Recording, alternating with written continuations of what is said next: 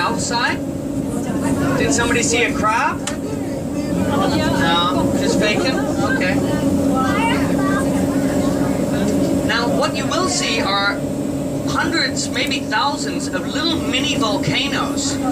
Those are actually sand shrimp that burrow down into the sand and they push that sand out behind them, forming a little volcano-like effect.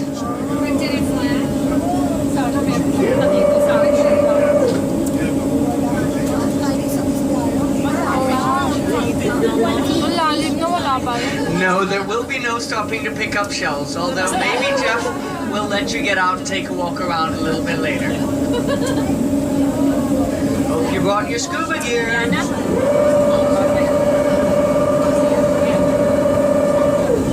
Now guys, does anyone know where all this beautiful white sand comes from?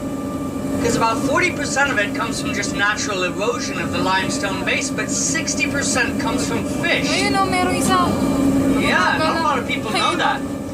So, majority of that is by the parrotfish, and the parrotfish actually eats algae that's growing on the dead coral. Now, its teeth are so hard that they get some of that coral into their systems, they can't process it, so it goes all the way through and comes out the other end as a 4-letter word starting with S. Any guesses? Sand! That's right, sir. Sand, sand, sand. All right, here we've got the predator out on the starboard side. Can't quite see what kind of fish that is, but if they're out at night, they are usually predatorial fish looking for any who are out past their bedtimes.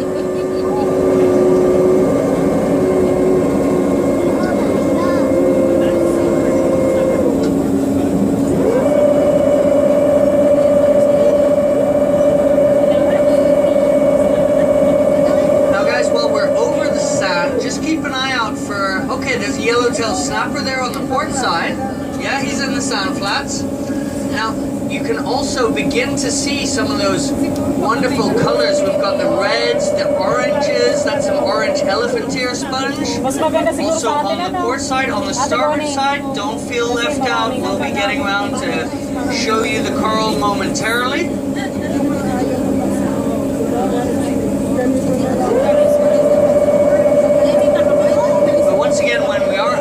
Sand flats. Keep an eye out for stingrays and eagle rays. Every once in a while we see a manta ray also.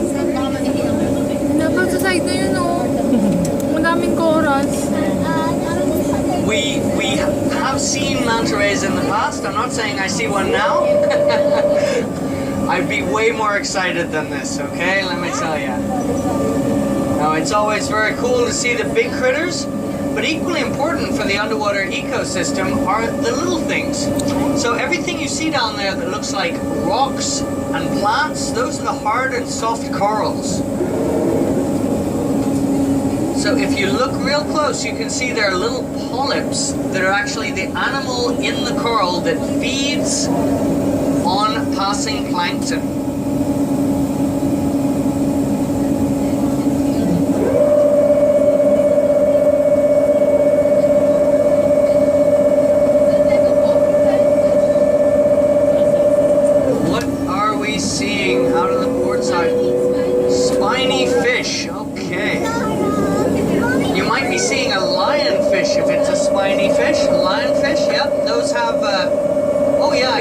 Just there on the port side, it's kind of going down into the shadows, so they're really hiding from the submarine's lights. Probably trying to get some sleep. But some of the nocturnal animals that we might see are things like lobster, crabs. You might even see an octopus. There's a little squirrel fish out there on the starboard side. And you're getting some of those beautiful red rope sponges there. That's the other type of animal that generally people think looks like a plant, or the people who named it thought it looked like rope, hence the name rope sponge. So all these things that look like rocks, those are in fact the hard corals. Oh, and looking out of the port side, lots and lots of water. Yes, guys, we are over the world-famous Cayman drop-off, the Cayman Wall. So this goes down all the way to 2,000 feet on this side of the island. On the southeast side of the island, it goes all the way down to about 7,000 feet down. Yeah, and we actually have, if you go further towards Jamaica and Cuba, kind of northeast, you get down into the Cayman Trench. It's the third deepest trench in the world. So it goes all the way down to about 25,000 feet. Anyone know the name of the deepest trench in the world? That's right, Mariana's Trench. The second deepest? Nobody ever remembers second, sorry. But we got third. We got bronze medal for the Cayman Trench. Jeff's getting us nice and close to the coral. We're about 4 feet above the coral reef now. Now that's getting close, because if we were to touch this reef, we'd be breaking the law. Because this is a marine park, so you can't touch anything in it.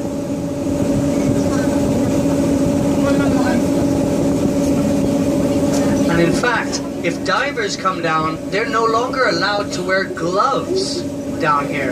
And that's because it gets the temptation to touch things, and if they touch the coral, that coral head will eventually die. Because it takes off the film that stops bacteria and so on going in and affecting that coral. So eventually, just one finger, touching it with one finger, will kill the entire coral head. Now this coral also takes an incredibly long time to grow. In fact, for 1 centimeter of coral, it takes 40 years, the hard corals.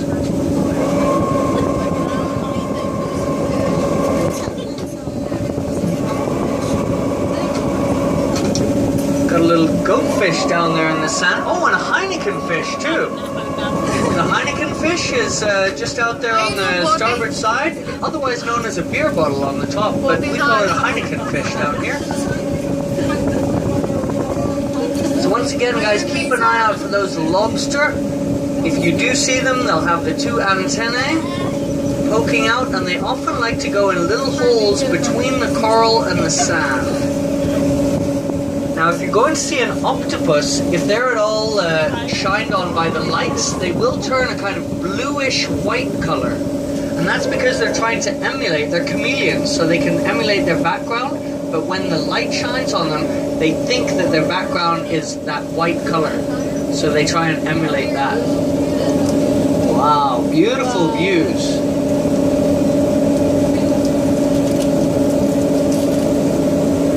Another lionfish on the port side. You can just see those white spines sticking out. Also a cinder block down there. There used to be a skeleton attached, but it's since been eaten by sharks.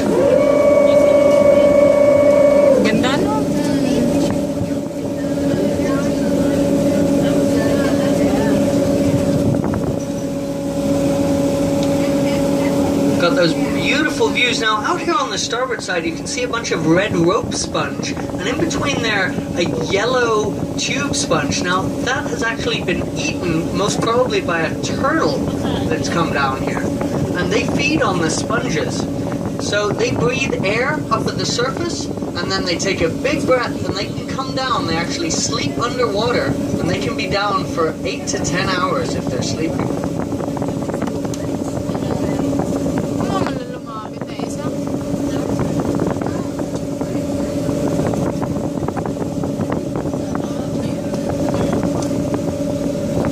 It is a shadowy world down here. That's why it's so difficult to see a lot of those night creatures.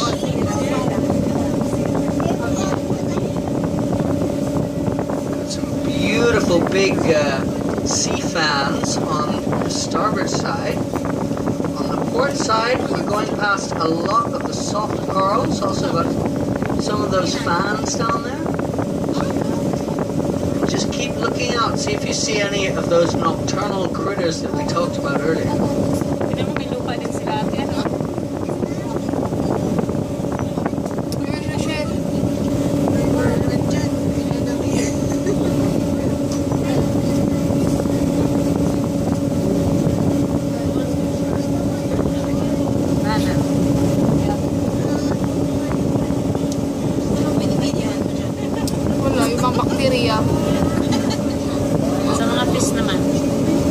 Look at that, guys. On the port side, we've got a nice crab just on top of the coral reef there.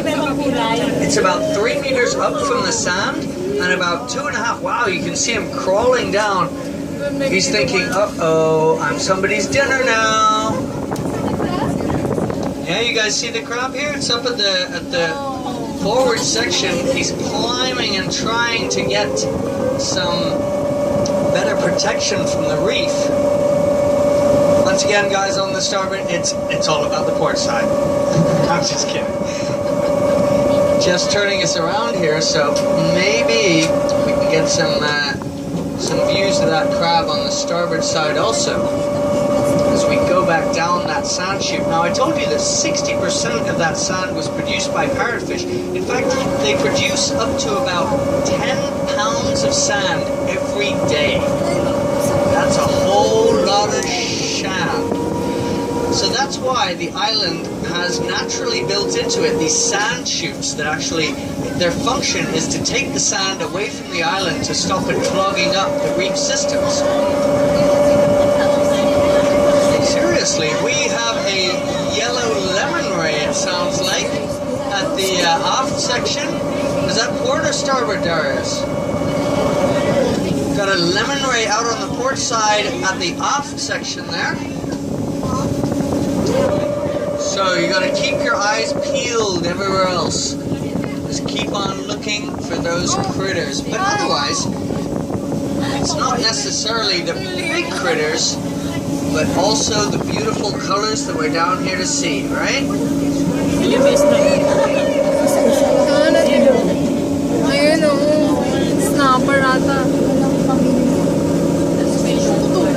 Keep an eye out for that crab, which would now be on the starboard side. It hasn't crawled off and found a good place to hide.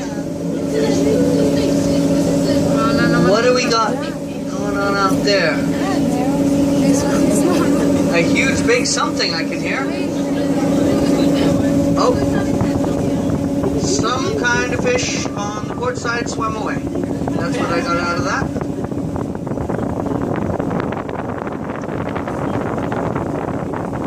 Okay, it sounds like the pilot's seen it, so it's absolutely true, and it sounds like it's a jack that might be coming around. There it is. There's a jack on the starboard side just swimming away. That's one of those predatorial fish that uses the sub's lights to hunt for smaller fish and other food that it might come across. Oh, great views of the orange elephant ear sponge there. That is on the port side. Starboard side also, we've got some smaller elephant ear sponges. There's another little yellowtail snapper down there past his bedtime. You can just about see that jack right at the edge of the submarine's lights. It's up here at the forward section.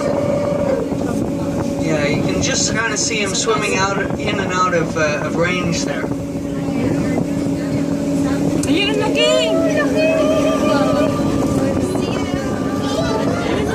Yeah, that's a jack. It's a jack, but he's most definitely out of the box. Wow, got great views just 2 feet above the coral here. Looking out of the coral on the starboard side. Wonderful views there. Starfish. And don't forget, all of these things that look like plants, those are in fact animals. Those are the soft corals. The reef here is, around the Cayman Islands, is about 25,000 years old.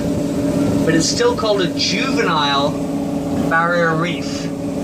The granddaddy barrier reef is, of course, in or off the coast of Australia, 250,000 years old.